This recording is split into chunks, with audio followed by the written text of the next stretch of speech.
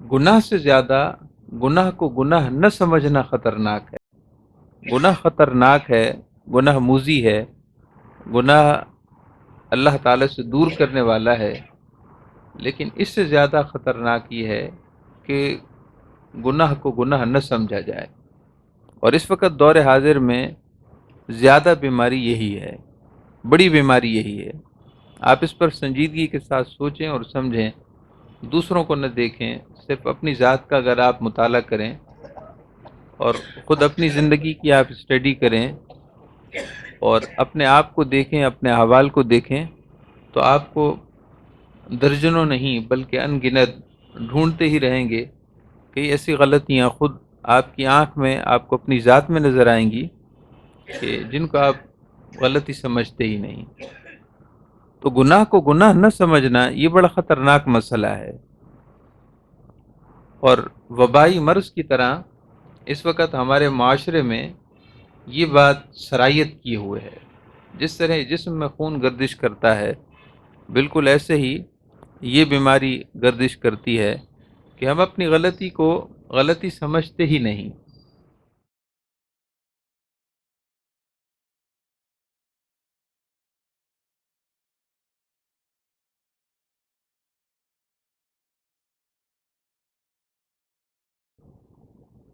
अल्हम्दुलिल्लाहि रब्बिल आलमीन, वस्सलातु वस्सलामु अला सय्यिदिल अंबियाइ वल मुरसलीन व अला आलिहि व अस्हाबिहि अजमईन। अल्लाहुम्मा सल्लि अला सय्यिदिना व मौलाना मुहम्मदिन व अला आलि सय्यिदिना व मौलाना मुहम्मदिन व बारिक वसल्लम। अऊज़ु बिल्लाहि मिनश शैतानिर रजीम। बिस्मिल्लाहिर रहमानिर रहीम। इक़्तरब लिन्नासि हिसाबुहुम व हुम फ़ी गफ़लतिन मुअरिदून। सदक़ल्लाहुल अज़ीम। मोहब्बत और अक़ीदत के साथ बावाज़ बुलंद दुरूद इब्राहिमी पढ़ लीजिए। अल्लाहुम्मा सल्लि अला मुहम्मदिन व अला आलि मुहम्मदिन कमा सल्लैता अला इब्राहीम व अला आलि इब्राहीम इन्नका हमीदुम मजीद।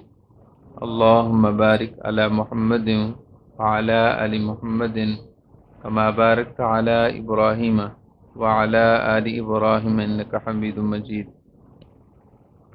सल्लल्लाहु अला नबिय्यिल उम्मी व आलिहि व अस्हाबिहि सल्लल्लाहु अलैहि वसल्लम। सलातु व सलामुन अलैका या रसूलल्लाह, अस्सलातु वस्सलामु अलैका या रहमतल लिल आलमीन व अला आलिका व अस्हाबिका या शफीअल मुज़निबीन। मरकज़ इस्लाम के ज़ेर एहतिमाम अल्हम्दुलिल्लाह महाना रूहानी महफिल के सिलसिले की इस बाबरकत मुबारक महफिल में हम सबको हाज़िरी की सआदत हासिल है। अल्लाह ताला हम सबको इस महफिल की बरक़ात नसीब फरमाए।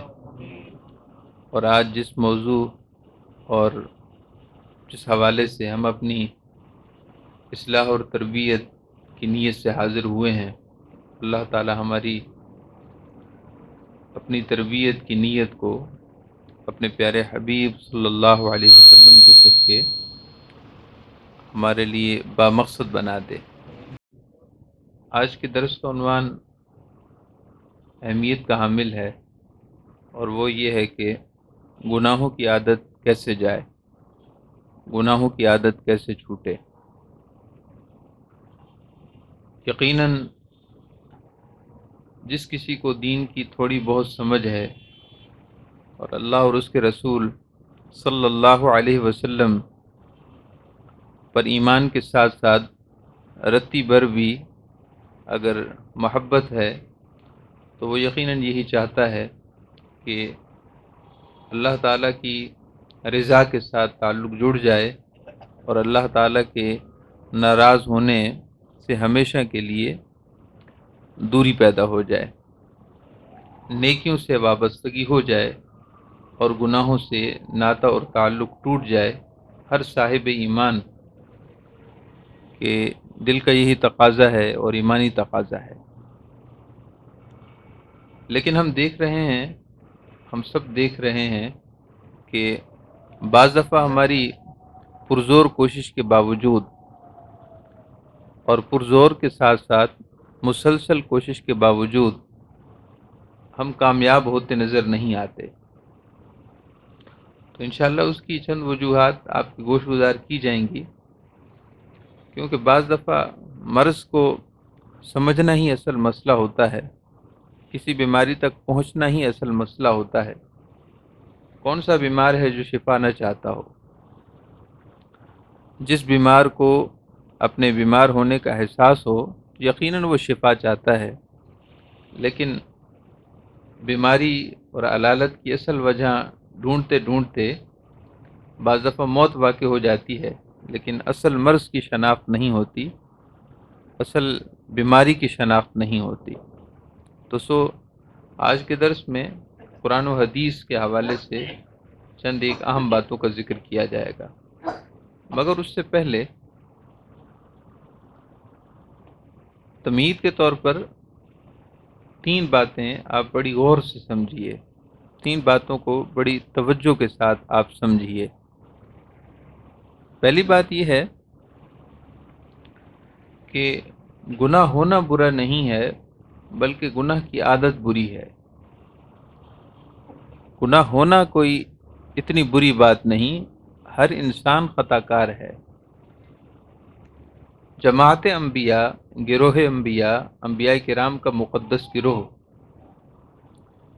اللہ تعالیٰ نے صرف انہیں یہ شان دی ہے کہ وہ گناہوں سے معصوم ہے، معصوم عن الخطا ہیں، معصوم عن المعصیت ہیں۔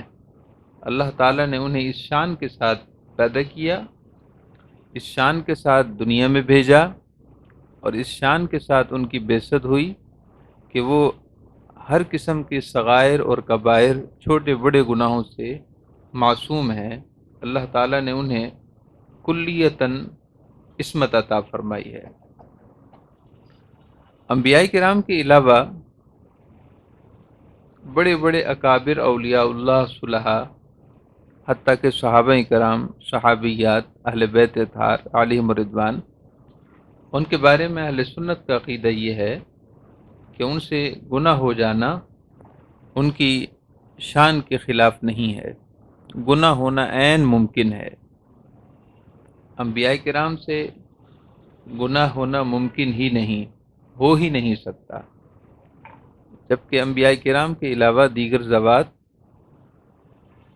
صحابہ و اہل بیت ہوں یا اکابر اولیاء اللہ اور صلحاء ہوں، ان سے گناہ ہونا ممکن ہے۔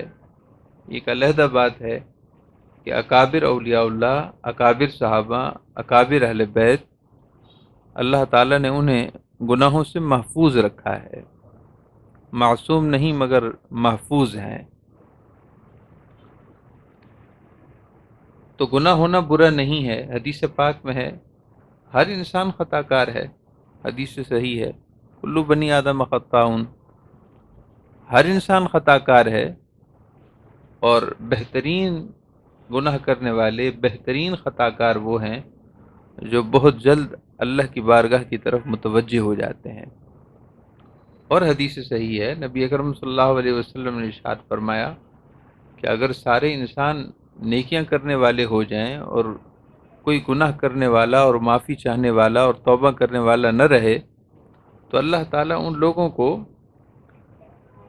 ان لوگوں کی جگہ ایسے لوگ پیدا فرما دے جو گناہ بھی کریں اور معافی بھی چاہیں۔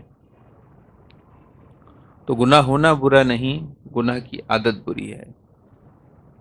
دوسری بات یہ ہے کہ گناہ سے زیادہ گناہ کو گناہ نہ سمجھنا خطرناک ہے۔ گناہ خطرناک ہے، گناہ موذی ہے، گناہ اللہ تعالیٰ سے دور کرنے والا ہے، لیکن اس سے زیادہ خطرناک یہ ہے کہ گناہ کو گناہ نہ سمجھا جائے۔ اور اس وقت دور حاضر میں زیادہ بیماری یہی ہے، بڑی بیماری یہی ہے۔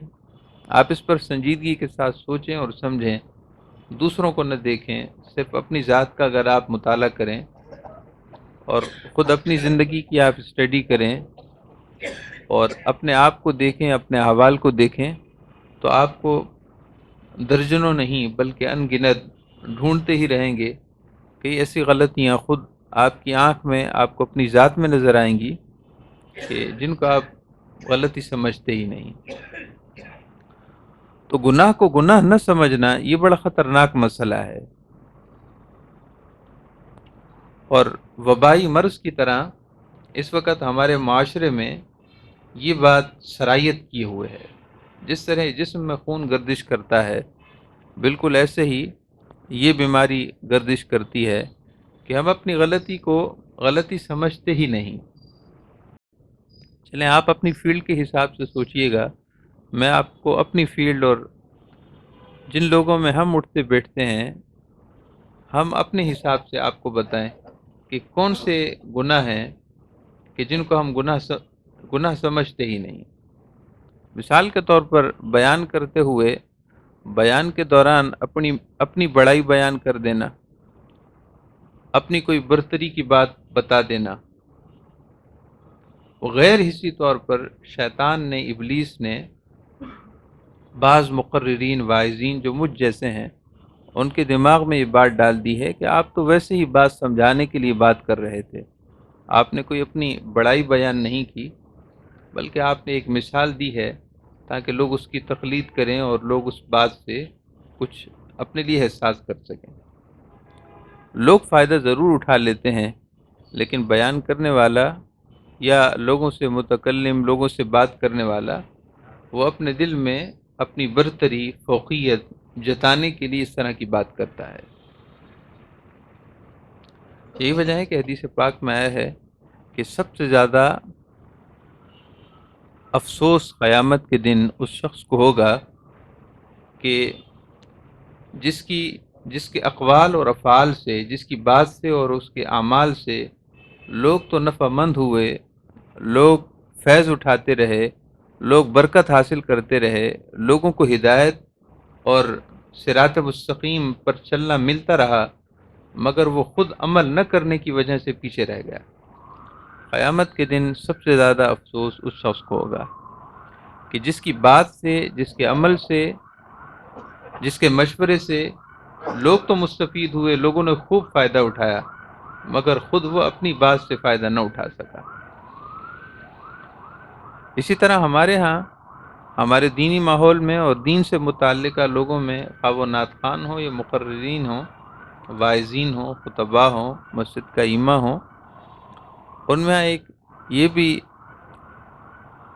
ایسی بات ہے جسے وہ گناہ نہیں سمجھتے، حالانکہ گناہ ہے، کہ ایک دوسرے سے شدید قسم کا حسد رکھتے ہیں، انتہا درجے کی نفرت اور منافرت رکھتے ہیں، ایک دوسرے کے پاس بیٹھنا بھی انہیں گوارا نہیں ہے۔ اگر ایک اسٹیج پر ایک نعت خوان نعت پڑھ رہا ہو اور اسی دوران دوسرا نعت خوان آ جائے تو یہ ایسے ہے جیسے سوکنے ہوں۔ سوکن، ایک شوہر کی دو بیویاں وہ آپس میں سوکن کہلاتی ہیں، تو وہ ایسے ہے جیسے ایک دوسرے کی سوکنے ہوں۔ اگر ایک کو لفافہ زیادہ ملا اور دوسرے کو کم ملا تو وہ بھڑک اٹھتا ہے کہ میری تو کوئی قدر ہی نہیں۔ اچھا، اس کا مطلب یہ ہے کہ ہم نعت یا بیان نعت اس لیے پڑھ رہے تھے یا بیان اس لیے کر رہے تھے، یا ہم نے دین کا لبادہ اس لیے اوڑھا ہوا ہے تاکہ ہماری عزت و قدر لوگ پہچانیں، ہمیں اسٹیج پر لے جائیں، ہمیں وی آئی پی جگہ پر بٹھائیں اور ہماری زیادہ عزت افزائی ہو، ہمارا زیادہ استقبال ہو، ہمیں زیادہ اچھے انداز میں ویلکم کیا جائے۔ اس کا مطلب یہ ہے کہ پھر سب کچھ اس لیے ہے۔ تو محترم معزز سامعین کرام، یہ چند گنی چنی میں نے آپ کو باتیں بتائیں اپنے ماحول کی۔ آپ اپنے ماحول اور کاروبار کے حساب سے سمجھیے، خواتین بھی سمجھیں کہ کتنی بڑی بڑی خرابیاں ہیں جن کو ہم خرابی سمجھنے کو تیار نہیں۔ حسد ہم کرتے ہیں، حالانکہ ہمارے ہاں حسد کو کوئی گناہ سمجھا ہی نہیں جاتا۔ ایک دوسرے کی تحقیر کرنا، تذلیل کرنا، دوسروں کو نیچا دکھانا، اچھا لباس پہن کر اپنا اچھا ہونا اور دوسروں کو چھوٹا کر کے چھوٹا تحقیر محسوس کرانا، یہ تو عام سی چیزیں ہیں۔ تو بہرحال یہ دوسری بات آپ سمجھیے کہ گناہ اتنا برا نہیں ہوتا جتنا کہ گناہ کو گناہ نہ سمجھنا برا ہے۔ اس لیے کہ اس کو گناہ نہیں سمجھے گا، خطرناک نہیں سمجھے گا، تو اس کو ہمیشہ سینے سے لگائے رکھے گا، حالانکہ بہت غلط تھا۔ ایسے ہی تیسری بات یہ ہے کہ گناہوں کی عادت کیوں پڑتی ہے۔ ابھی اصل مضمون میں آپ کو عرض کرنے لگا ہوں کہ گناہوں کی عادت کیسے ہوتی ہے۔ گناہ کی عادت ہمیشہ اس بات سے شروع ہوتی ہے کہ جب ہم کسی بھی گناہ سے، خواہ وہ بد نگاہی ہو، خواہ وہ دوسروں سے حسد کرنا ہو، خواہ وہ اس جیسے دوسرے کی گناہ، غیبت کرنا ہو، غیبت کرنا، شغل خوری کرنا، دوسروں کی غیر موجودگی میں ان کی برائیوں کا تذکرہ کرنا، اور عیب کا ذکر، برائی کا ذکر برسبیل نصیحت نہ ہو، بلکہ اس لیے ہو تاکہ دوسرے کی عیب جوئی کی جائے۔ تو گناہوں کی عادت اس وقت شروع ہوتی ہے جب ہم گناہوں کے نقصان سے بے فکر ہو جاتے ہیں کہ اس کا کوئی نقصان نہیں۔ یہی وجہ ہے کہ جب ہمیں اس کا نقصان پتہ چلتا ہے تو چند لمحوں کے لیے ہمیں احساس ہونے لگتا ہے کہ ہاں جی، ہم نے بہت غلط راستہ اختیار کیا ہوا ہے۔ مثلا منافق کے بارے میں آتا ہے حدیث پاک میں، نبی اکرم صلی اللہ علیہ وسلم نے ارشاد فرمایا کہ دو زبانوں والا شخص، ذو لسانین، دو زبانوں والا شخص کہ قیامت کے دن اس حال میں آئے گا کہ اس کے منہ میں دوزخ کی، جہنم کی دو لگامیں ہوں گی۔ کبھی آپ نے گدھا گاڑی، بیل گاڑی کو دیکھا ہو، یا تقریباً گدھا گاڑی کو دیکھا ہو، تو اس کے منہ میں جو لگام دی جاتی ہے، اس کے منہ میں زنجیر ہوتی ہے کہ اس کا مالک اسے دائیں طرف کھینچتا ہے، اس کا جبڑا کھینچا چلا آتا ہے، اور اس سے وہ اندازہ کرتا ہے کہ مجھے اب دائیں طرف مڑنا ہے، اور بائیں طرف والی جہت، بائیں طرف والی لگام کا حصہ کھینچتا ہے تو جبڑا اس کا بائیں طرف والا کھینچا چلا جاتا ہے، اس کے جسم کا حصہ ہے۔ تو دائیں اور بائیں مڑنا وہ اس سے سمجھتا ہے۔ تو منہ سب سے جسم کا نازک حصہ ہے، عمومی اعضاء میں منہ سب سے نازک حصہ ہے۔ حدیث پاک میں ہے کہ دو زبانوں والا شخص قیامت کے دن اس حال میں لایا جائے گا کہ اس کے منہ میں دوزخ کی دو لگامیں ہوں گی، جہنم کی دو لگامیں ہوں گی۔ اور دو زبانوں والے شخص سے مراد دو رخا ہے، منافق شخص ہے کہ سامنے کچھ اور ہو اور پیٹھ پیچھے کچھ اور ہو، سامنے تعریف کے پل کھڑے کر دے، اور جب غیر موجودگی ہو تو اتنی عیب جوئیاں کرے کہ اسے فرش سے زمین پر، عرش سے فرش پر پٹخ دے اور اس کو ریزہ ریزہ کر دے۔ اس طرح کے تعریفی پل باندھنے والوں میں ہم میں سے بہت سے لوگ شامل ہیں۔ ہمارے ہاں دو رخا ہونا کون سا عیب سمجھا جاتا ہے، بلکہ اسے تو لوگ اپنی مہارت سمجھتے ہیں، فن سمجھتے ہیں، اپنی اسکلز میں اس کو گنتے ہیں کہ میں کس طرح دوسرے کو شیشے میں اتارتا ہوں۔ تاجروں کو دیکھیے، بیوپاریوں کو دیکھیے، سب سے اچھا سیلز مین اسے سمجھا جاتا ہے جو چند لمحوں میں دوسرے کو کہیں سے کہیں اٹھا کر لے جائے۔ تو محترم معزز سامعین اکرام، دو رخا ہونا، یہ جو عیب ہے، یہ اس وقت شروع ہوا جب اس نے اس سے بالکل بے فکری اختیار کی کہ اس کا کوئی نقصان ہی نہیں، لیکن جب اس نے یہ حدیث سنی تو مسلمان ہونے کے ناطے اس کا دل کانپ اٹھے گا، وہ کہے گا یہ تو بہت غلط کام ہوا ہے۔ گناہ کی عادت اس وقت شروع ہوتی ہے جب ہم گناہ سے بے خطر ہو جاتے ہیں۔ کسی بھی گناہ کی لت اس وقت پڑتی ہے جب اس کی دلچسپی اور اس کی لذت میں ہم اس طرح محو ہو جاتے ہیں کہ اگر اس سے روکنے کی بات کی جائے تو ہمیں اچھا نہیں لگتا، اگر ہم اس سے دوری کی بات کریں تو اچھا نہیں لگتا، اور وہ تمام باتیں جو اس سے دوری کرنے پر ہمیں اکسائیں، ہمیں وہ باتیں اچھی نہیں لگتی۔ ایک دفعہ سود کے معاملے پر میں نے مسجد میں بیان کیا، تو چند دن بعد ایک نمازی کہنے لگے کہ ساری دنیا سودی لین دین کر رہی ہے، اگر اتنا ہی برا ہوتا تو سارے لوگ کیا غلطی پر ہیں؟ سارے لوگ تو غلطی پر نہیں ہو سکتے. یعنی آپ انداز دیکھیے کہ ایک طرف قرآن ہے، اللہ تعالیٰ نے ارشاد فرمائے کہ اے پیارے حبیب صلی اللہ علیہ وسلم، جو سودی لین دین کرے وہ اس کے خلاف اللہ کی طرف سے اعلان جنگ ہے. یہ قرآن کا حصہ ہے، اللہ تعالیٰ کی طرف سے اس کے لیے اعلان جنگ ہے. اور حدیث پاک میں ہے کہ سودی لین دین کرنے والا قیامت کے دن اس حال میں آئے گا کہ وہ مخبوط الحواس ہوگا. یعنی جس طرح کسی پر جن یا آصف حملہ کر دے اور وہ اپنے ہوش و حواس میں نہیں ہوتا، منہ سے کیا کچھ بڑبڑاتا ہے، بعض دفعہ منہ سے جھاگ بھی نکلتا ہے، زمین پر لوٹ پھوٹ ہو جاتا ہے، اپنی شخصیت کا سارا وقار وہ اس وقت بھول چکا ہوتا ہے، اپنے آپ میں نہیں ہوتا. ارشاد فرمائے کہ قیامت کے دن سودی لین دین کرنے والا اس حال میں آئے گا جیسے کہ مخبوط الحواس ہو اور شیطان نے، ابلیس نے اس کو چھو کر اس کو بد حواس کر دیا ہو. تو لوگوں کو وہ بات اچھی ہی نہیں لگتی کہ جب ان میں پیدا ہونے والی کسی برائی یا خرابی کا ذکر کیا جائے، اس کو اچھا نہیں جانتے. اس کی وجہ یہ ہے کہ اس گناہ کی عادت پڑ چکی ہے.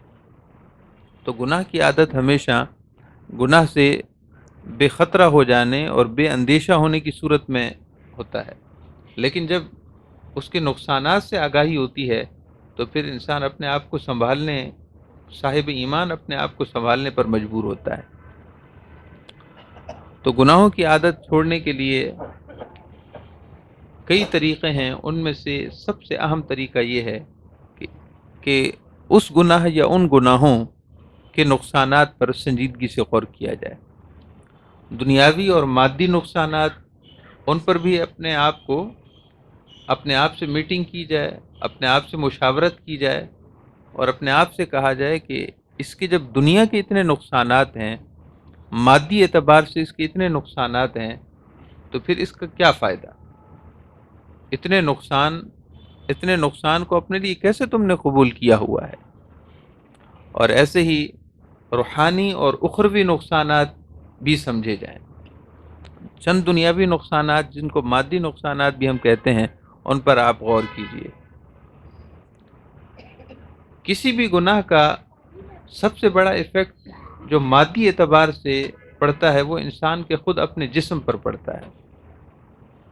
صحت کا بگڑنا، صحت کا خراب ہو جانا، یا ذہنی اعتبار سے صلاحیتوں میں کم ہو جانا، یہ سب گناہ کی مادی نحوست ہے. گناہ کی وجہ سے مادی اور دنیاوی نقصان ہے، صحت کی خرابی. اب اس کا یہ مطلب نہیں کہ جو بھی بیمار ہو ہم یہ فرض کر لیں کہ شاید یہ گناہوں کی وجہ سے اس کی بیماری ہے. ایسا ہرگز نہیں ہے، عام اور خاص کی نسبت ہے. جسے بھی گناہ کی عادت ہو وہ ضرور جسمانی کسی نہ کسی خرابی کا ضرور شکار ہے. آپ اس بات کو لکھ لیں اور اس بات کو آپ دیکھیے گا، خود اپنی ذات میں دیکھیے گا کہ اگر ہم کسی گناہ میں ملوث ہیں اور گناہ کبیرہ ہے، بشرطے کہ گناہ کبیرہ ہے اور اس کی عادت بھی ہے، کبھی کبھی ہو جانا یا کوئی ہو جانا، یہ تو انسان کی فطرت کا تقاضا ہے. اور ایسے شخص کو چاہیے کہ اللہ تعالیٰ کی بارگاہ میں بار بار توبہ کا سلسلہ جاری رکھے. گناہ کبیرہ ہو اور مسلسل ہو تو اس کا اثر جسمانی صحت پر ضرور پڑتا ہے. خاص طور پر ذہن کی صلاحیتیں اس سے متذبذب ہو جاتی ہیں. ذہن کی صلاحیتیں اس طرح کام نہیں کرتی. بعض دفعہ بصارت کمزور ہو جاتی ہے، بعض دفعہ سماعت کمزور ہو جاتی ہے، اور جو جسم کے اعضاء رئیسہ ہیں، یعنی بڑے اعضاء ہیں جن سے انسان بہت کام لیتا ہے، وہ متاثر ہوتے ہیں. اور اولیاء اللہ اور صلحاء ارشاد فرماتے ہیں کہ بعض اللہ کے نیک بندے جن سے کبھی بد نگاہی ہو جاتی تو اللہ تعالیٰ کی طرف سے فوراً ان پر تادیبی گرفت ہوتی تھی، ادب سکھانے کے لیے، تربیت کرنے کے لیے فوراً گرفت ہو جاتی تھی.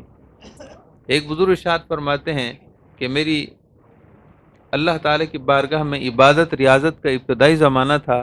کعبہ شریف کا طواف کرتے ہوئے بشری تقاضا تھا، میری ایک عورت پر نگاہ پڑ گئی اور بد نگاہی اور گناہ کی لذت مجھے اس وقت ملی۔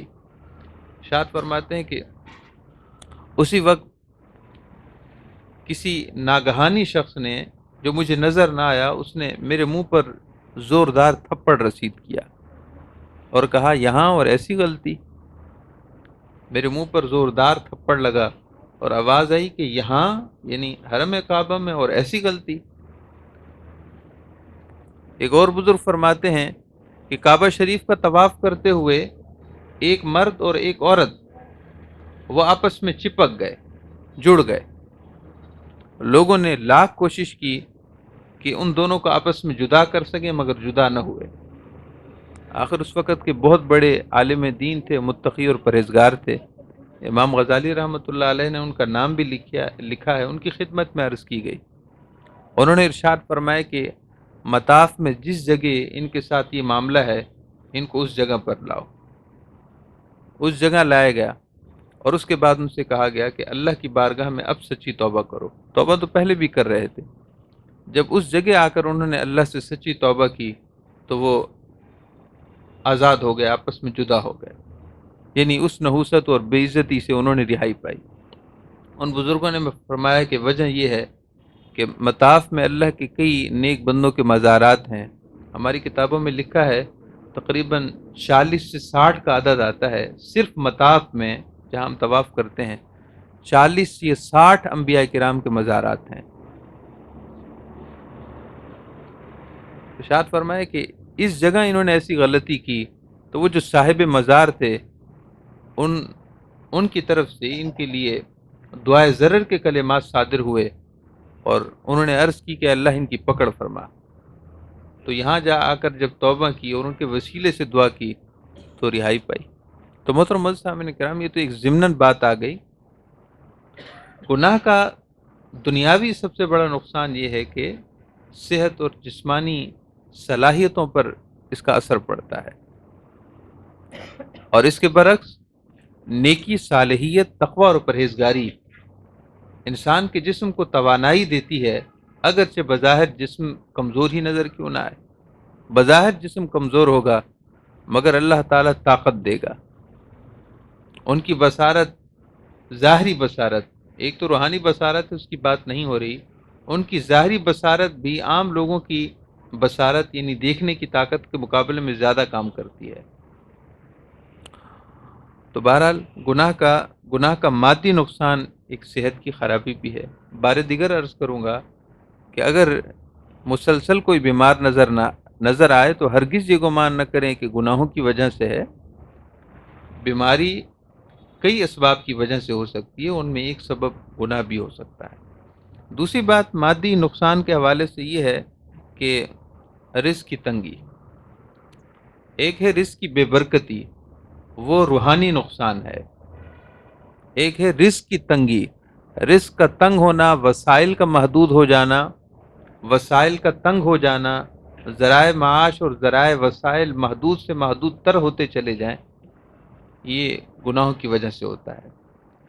اور ایسے ہی وسائل بھرپور مہیا ہو جائیں حتیٰ کہ حلال و حرام کا خیال نہ رہے، یہ بھی گناہ گار ہونے اور اللہ کے ناراض ہونے کی ایک نشانی ہے۔ ضروری نہیں کہ ایسا ہو مگر ایک نشانی ضرور ہے۔ رزق کی تنگی، رزق کا تنگ ہو جانا گناہوں کی وجہ سے ہوتا ہے، اس کا حدیث پاک میں ذکر ہے۔ اسی طرح انسان کو غور کرنا چاہیے، خدا نہ خواستہ جس گناہ کی عادت میں ملوث ہوں، اگر اس کے بارے میں لوگوں کو پتہ چل گیا اور لوگ جان گئے تو لوگ مجھ سے کتنا نفرت کریں گے۔ وہی لوگ جو مجھے آنکھوں پر بٹھاتے ہیں، کہیں ایسا نہ ہو کہ پاؤں تلے روندنے لگ جائیں۔ اپنے آپ کو انسان کو سمجھانا چاہیے۔ ہم میں سے تقریباً سبھی لوگوں کا حال یہی ہے، الا ماشاء اللہ کوئی ہوں گے اللہ کے نیک بندے، کہ ہم میں سے ہر شخص کی زندگی میں ایسے کئی گناہ داخل ہیں کہ جو کسی کو پتہ نہیں ہے، صرف لکھنے والے فرشتے جانتے ہیں اور رب جانتا ہے اور بندہ جانتا ہے کہ وہ گناہ کیا ہیں۔ اللہ تعالیٰ نے اپنی شان ستاریت کے صدقے پردہ رکھا ہوا ہے۔ اپنے آپ کو سمجھانے کا ایک زاویہ نگاہ یہ بھی ہو سکتا ہے کہ ہم اپنے آپ کو سمجھائیں کہ یہ گناہ یا ایسے کئی گناہ جو اللہ پاک نے چھپا کر رکھے ہیں، اگر کسی دن ظاہر ہو گئے تو کیا ہوگا، کیا عزت رہ جائے گی، لوگوں میں کیا وقار رہے گا، لوگوں میں کیا قدر رہ جائے گی۔ ایسی درجنوں مثالیں آپ کے ارد گرد ماحول میں موجود ہیں کہ اللہ تعالیٰ اپنا پردہ ستاریت اٹھا لیتا ہے اور لوگ گناہوں کے اعتبار سے برہنہ ہو جاتے ہیں، پھر ان کی قدر کیا رہتی ہے، وہ نیکوکار اور صالح کیوں نہ ہو جائیں، لیکن لوگ تو کبھی نہیں چھوڑتے۔ اللہ معاف فرما دیتا ہے لیکن لوگ تو کبھی نہیں چھوڑتے، لوگ تو اگلی نسلوں کو باتیں بتاتے ہیں کہ فلاں شخص ایسا تھا۔ اللہ معاف کر دیتا ہے، بندے معاف نہیں کرتے۔ اس لیے اپنے آپ کو سمجھایا جائے کہ اس سے پہلے کہ گناہ افشا ہو جائیں، گناہ ظاہر ہو جائیں، اپنی خبر لے اور اپنے آپ کو سیدھے راستے پر رکھ۔ بعض دفعہ ہم فجر کی نماز نہیں پڑھ رہے ہوتے حالانکہ کسی کو پتہ نہیں ہوتا، بعض دفعہ ہم جماعت کے ساتھ نہیں پڑھ رہے ہوتے، گھر میں پڑھ رہے ہوتے ہیں، لوگوں کو خبر نہیں ہوتی، لوگ تو سمجھ رہے ہوتے ہیں کہ تہجد گزار ہے، بعض دفعہ لوگ سمجھتے ہیں تہجد گزار ہے حالانکہ وہ فجر کی نماز بھی بمشکل پڑھتا ہوتا ہے۔ تو اللہ تعالیٰ کی طرف سے پردہ ستاریت ہے کہ بندہ اتنا ہوتا نہیں جتنا اللہ پاک اس کی شان لوگوں میں ظاہر کر دیتا ہے۔ تو گناہوں سے نفرت کا ایک طریقہ اور گناہوں سے جان چھڑانے کا ایک طریقہ یہ بھی ہو سکتا ہے کہ ہم یہ سوچیں کہ اللہ تعالیٰ نے جو عزت دے رکھی ہے کہیں یہ چلی نہ جائے۔ یہ دنیاوی نقصان کے اعتبار سے ہم سوچ سکتے ہیں۔ دینی نقصانات اور روحانی نقصانات تو بہت زیادہ ہیں، ان میں سے صرف 3 میں آپ کی خدمت میں عرض کرنا چاہتا ہوں جو اہم ہیں کہ روحانی نقصانات گناہوں کے بہت ہیں۔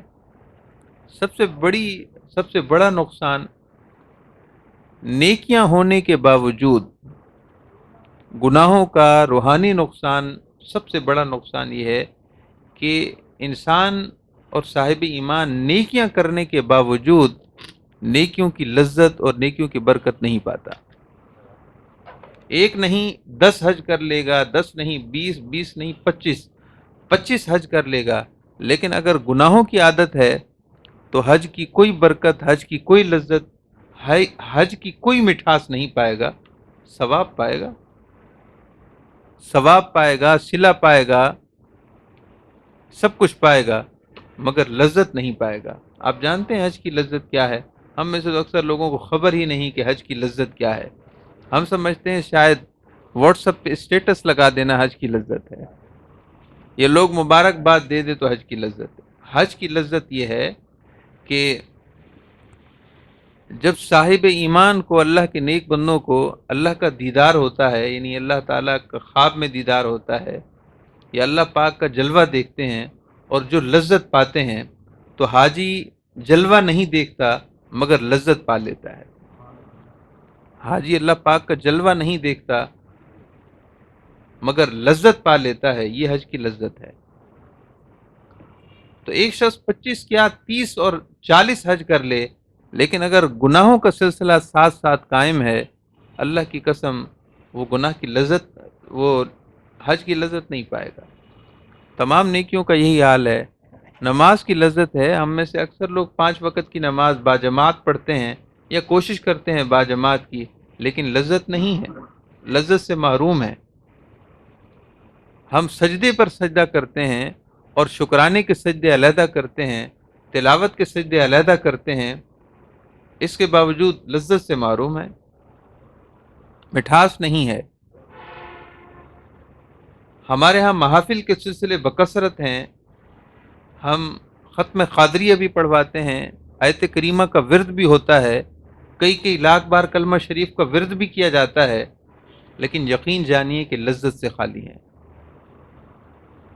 ہم ہر سال ماہ رمضان میں حضور کے روزے پر حاضری بھی دیتے ہیں، لیکن حاضری کی لذت اور سنت کی مٹھاس سے محروم ہیں۔ اور جنہیں مٹھاس حاصل تھی ان کے واقعات آپ سنتے پڑھتے ہیں، ان کی شان یہ ہے کہ ایک لمحے کے لیے بھی نبی اکرم صلی اللہ علیہ وسلم کا چہرہ ان کی نگاہوں سے اوجھل نہیں ہوتا۔ جنہیں حقیقی حاضری نصیب ہے۔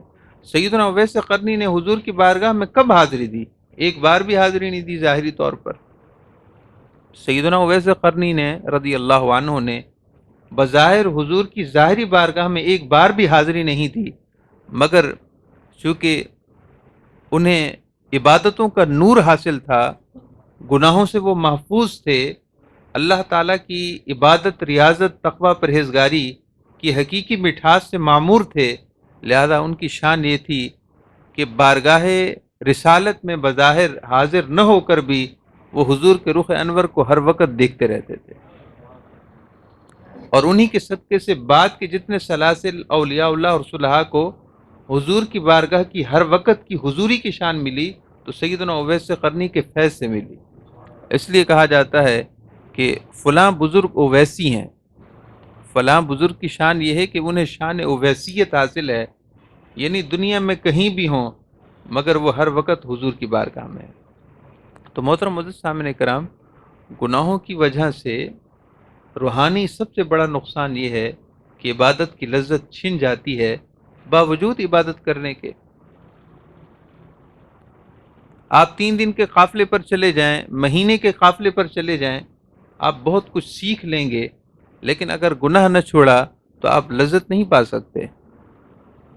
لذت پانے کے لیے سب سے پہلا قدم اور سب سے بہترین اقدام اور سب سے بلکہ بہترین کیا بنیادی شرط یہی ہے، جب تک گناہ نہیں چھوڑیں گے لذت نہیں ملے گی، عبادت کی لذت نہیں مل سکتی۔ محترم السلام کرام، میرے خیال میں انہی چیزوں پر ہم اکتفا رکھیں۔ گناہوں کی عادت چھوڑنے کے لیے، گناہوں کی عادت چھوٹنے کے لیے، گناہوں کی عادت کیسے جائے، اس کا طریقہ کار یہ ہوگا کہ خود ہم اپنے آپ سے چند باتیں کریں، اپنے آپ سے اس طرح فیس ٹو فیس بات کریں جیسے کہ ہم کسی ایسے شخص سے بات کرتے ہیں جس کو سرمایہ دیا ہو اور اس کو پارٹنر بنایا ہو، ورکنگ پارٹنر بنایا ہو اور اس کے حوالے سرمایہ کر دیا، مثلا ہم نے 1 کروڑ روپے اس کو سرمایہ دے دیا، کام آپ نے کرنا ہے، ورکنگ آپ نے کرنی ہے اور نفع ہونا چاہیے۔ پھر ایسا نہیں ہوتا کہ ہم اسے کھلی چھٹی دے دیں اور ہم پھر 1 مہینے تک اس کی خبر گیری نہ کریں، ایسا نہیں ہوتا۔ ہم بار بار اس کی طرف دیکھتے ہیں، بار بار پوچھتے ہیں کہ بھئی کیا بنا، کاروبار کیسا چل رہے ہو، کام کیا کر رہے ہو، کس نوعیت کا کر رہے ہو، بار بار پوچھتے ہیں۔ بالکل ایسے ہی ہم نے نفس کے حوالے، جو ہمارے اندر نفس ہے، ہم نے اس کے حوالے اپنی زندگی کا قیمتی سرمایہ کیا ہوا ہے، اسے پوچھئے تو صحیح کہ وہ کام کیا کر رہا ہے، کہیں سرمایہ نقصان میں تو نہیں لگا رہا۔ اگر سرمایہ اطاعت میں لگائے تو اس کو شاباش دیں، حوصلہ افزائی کریں، اور اگر نقصان میں لگا رہا ہے تو جس طرح دنیاوی سرمایے کے نقصان پر ہم باز پرس کرتے ہیں، غصہ کرتے ہیں، ناراض ہوتے ہیں، پریشان ہو جاتے ہیں، راتوں کی نیند ختم ہو جاتی ہے، ایسے ہی اپنے آپ سے ہمیں ایسے ہی ناراض ہونا چاہیے۔ سیدنا عمر فاروق رضی اللہ تعالیٰ عنہ کی بات پر ہم اپنی گفتگو کا اختتام کرتے ہیں۔ سیدنا عمر فاروق رضی اللہ تعالیٰ عنہ اپنے آپ سے کہا کرتے تھے کہ اے عمر، تو نے یہ کام کیوں کیا، یہ کام تو نہیں کرنے کا تھا، اے عمر تو نے یہ کام کیوں کیا؟ اور بعض دفعہ اپنے آپ سے کہہ رہے ہوتے تھے اے عمر یہ کام تو نے کیوں نہیں کیا، حالانکہ کرنے کا تھا۔ اور یہ گفتگو آپ کی اپنے آپ سے اس وقت ہوتی تھی جب آپ کو کوئی دیکھ نہیں رہا ہوتا، یعنی اپنے آپ سے پوچھتے تھے۔ محاسبہ بہت ضروری ہے، ہم محاسبے سے تو بالکل مبرہ اور منزہ ہیں، اپنے آپ سے تو پوچھنا ہی نہیں، جو چاہیں کریں گے، اس لیے ہم بہت غلط ہو گئے ہیں۔ گناہوں کی عادت چھوڑنا بہت ضروری ہے۔ اللہ تعالی ہم سب کو ہر قسم کے گناہ، بالخصوص وہ گناہ جو زندگی میں ہمارے عادی زندگی میں اور عادتاً ہمارے زندگی میں شامل ہو چکے ہیں، اللہ تعالی ہم سب کو ان سے محفوظ فرمائے۔ اپنے پیارے حبیب کا صدقہ اللہ تعالی ہمیں اپنا پیارا ہونے کی توفیق عطا فرمائے۔ اللہ اللہ اللہ اللہ اللہ اللہ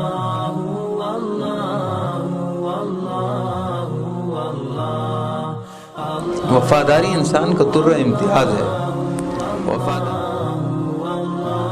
یہاں ممکنہ تکالیف کے لیے اتنے لائے عمل تیار ہوتے ہیں، اتنی کوشش کرتے ہیں کہ ہم درس کا خلاصہ آپ لب لباب لیں کہ آپ صلی اللہ علیہ وسلم سے اگر آہستہ سے کوئی بات کرنی، سیدہ فاطمہ عرض کرتی ہیں یا اللہ میرا جی نہیں بھرا،